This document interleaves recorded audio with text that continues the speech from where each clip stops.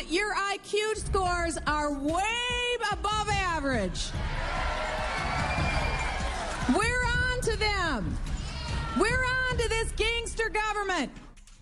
Wow, gangster government. Yeah, it's tough out there. Welcome back to Harvard. That was Minnesota Congresswoman Michelle Bachmann. I think we made her here at a Tea Party tax rally in D.C. today. She says they're smarter, the Tea Party folk. And a new poll tells us a lot more about them. It was in the New York Times today. We're going to talk about throughout the program tonight. What do they want? Ryan Hecker is a national coordinator for today's Tea Party Patriots. He helped put together the Contract from America. That's well written. And Colin Hanna is the president of Let Freedom Ring. Let me go right now. Let me, both of you gentlemen, look at the latest poll we've just got from the New York Times. It asked people in the Tea Party movement, how do you usually vote? And the numbers are pretty amazing. They almost always vote Republican, according to this. Always Republican 18, usually Republican 48. That comes well into, that's about 2/3. And then you got about 5% that vote either occasionally or always Democrat. The numbers are overwhelmingly Republican. What is the difference? Let me go to Colin Hanna. What's the difference between a Republican and a Tea Party person? What's the difference? A Tea Party person is really operating from principles, from a constitutional framework, and is perhaps incidentally Republican, Chris, but doesn't necessarily subscribe to the party, contribute to the party, wear elephant ties and things like that. But their behavior is similar because they're both, I think, rooted in the same set of America's founding principles. Well, let me go to Ryan Hecker on that. Ryan, why do you need a separate party if you've got the Republican Party, if your philosophy is the same? I think first of all, there are a lot of independents, a very high percentage of independents involved as well. And I would say that, we represent a limited government group of people that support the Constitution and believe in good governance and transparency, which I think is an overwhelming majority of Americans. But aren't you guys with John Boehner and Mitch McConnell and the Republican leadership? What are your problems with them? I think the problems of the movement as a whole are, I don't think it's against any one politician or one elected official. I think it was just a general sense that that back in October they were no longer representing necessarily the proxy of what people felt ideologically on the economic conservative front. Parties, Chris, are primarily about winning elections and accumulating power. The Tea Party is a different kind of party. It's about principles. Well, what principle leads your party to have only 2/5, or less than a majority of your party people believe that President Barack Obama was born in the U.S.? 3/5 aren't willing to say he's an American. What is this ethnic thing going on in the Tea Party movement? That 3/5 of your people won't simply say, hey, he's one of us, he's an American. I disagree with him on tax policy. I may disagree with him dramatically on health care, but he's one of us. Why did 3/5 of your members say, I'm not willing to say he's an American? What's the problem? You first, Colin. Well, I don't have a problem like that, and I don't think most of them do either. I think the issue... They do. They just polled them. No, Chris. They just polled your guys. Listen to me, Chris. The point is that President Obama and those supporters around him have not answered perfectly simple and straightforward questions that would have put this to rest long ago. Where is the proper documentation? Okay. You're one of the birthers then. You're one of the people... absolutely not a birther, Chris, but the point is that the supporters of President Obama have failed to answer in clear, simple terms. What is it you want besides... It feeds it. Okay, this is where we start, and this is where it gets crazy with a lot of your people. And I'm going to go to Ryan on this. This is where it gets wacky. When you were born, was there an announcement in the newspaper that you were born? I don't think there was for me. We weren't that prominent. But apparently for Barack Obama, they've got a newspaper back in Hawaii when he was born announcing his birth. There is a document that they make available in Hawaii. You get it from the government. It says you were born there, at what time and at what hospital, all that stuff. What more do you want than a newspaper announcement at the time you're born that you were born there? What more documentation would anybody want? Ryan. I personally don't...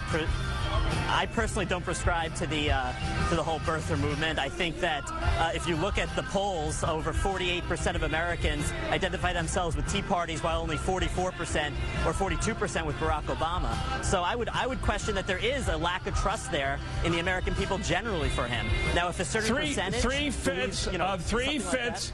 Okay, are you one of the birthers? Because three-fifths of the Tea Party people, three-fifths of the Tea Party people are not willing to simply say, okay, he's another American like me. So why is that the case, Ryan? I am not a birther. Why are three-fifths of your numbers around you? Chris, you're trying to marginalize a grassroots marginalize. I think you are marginalized. Why are so many of you birthers? Not I, and I am not a birther, and I don't think that this movement is about that. This movement is about economic conservative and big government,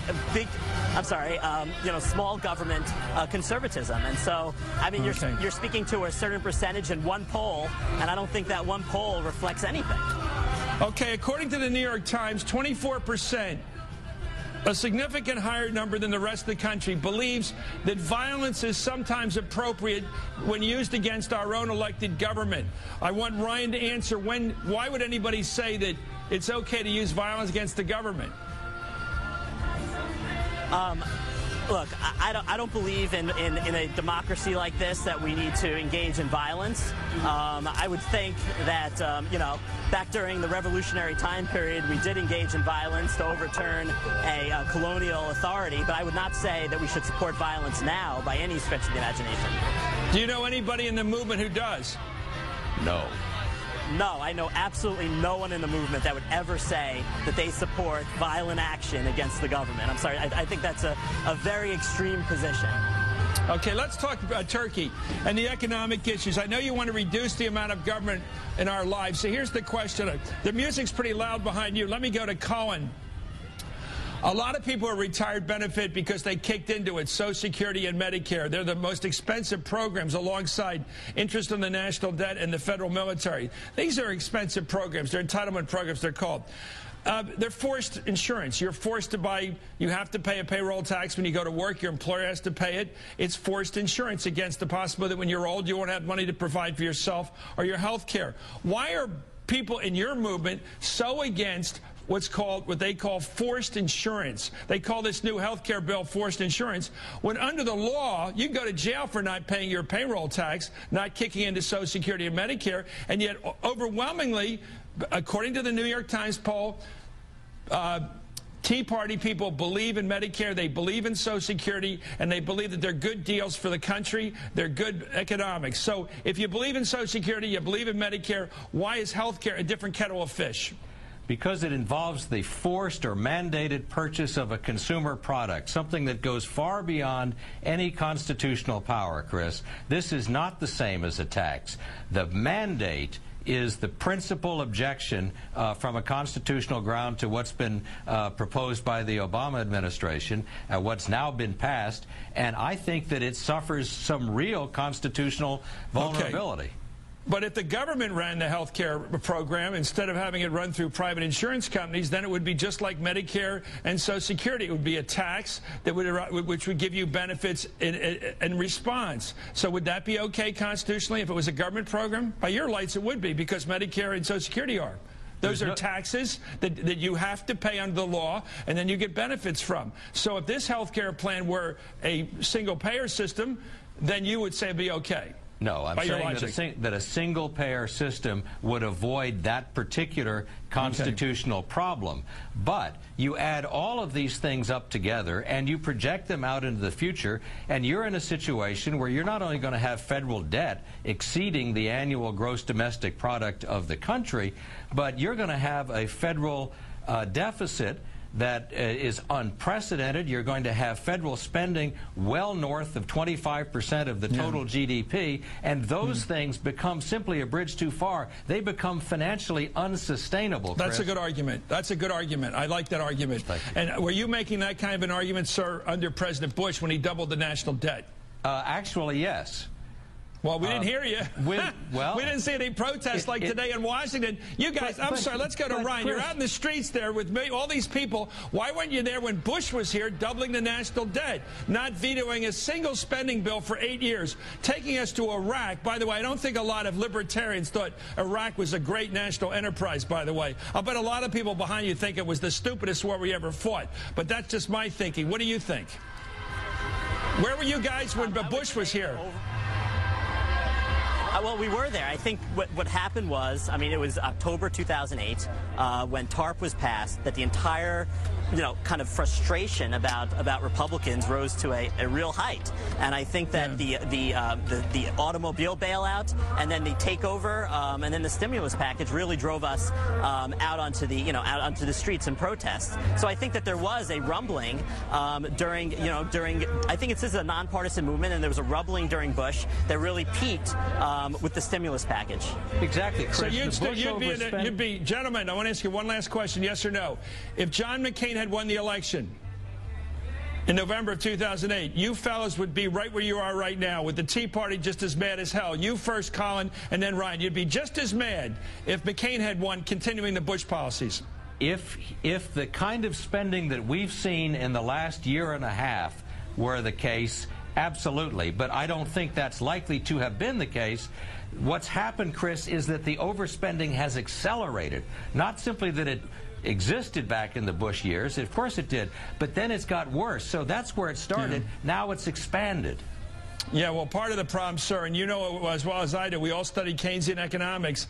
This president we have now was hit with what could have been a second Great Depression, and he used Keynesian tools to deal with it. He could have not done that. He could have carried on the normal way, but we might have been in worse shape. That's just my argument, but I accept yours. You were very well spoken tonight, both of you. Thank you for explaining your cause. I think there's a lot more crazy thinking in your crowd than you're willing to admit, but that's based upon the poll data we have tonight. That's your wishful thinking, I think, Chris. No, it's the New York Times poll. Maybe that's the same thing. Thank you, Ryan Hecker. Thank you, Colin Hanna.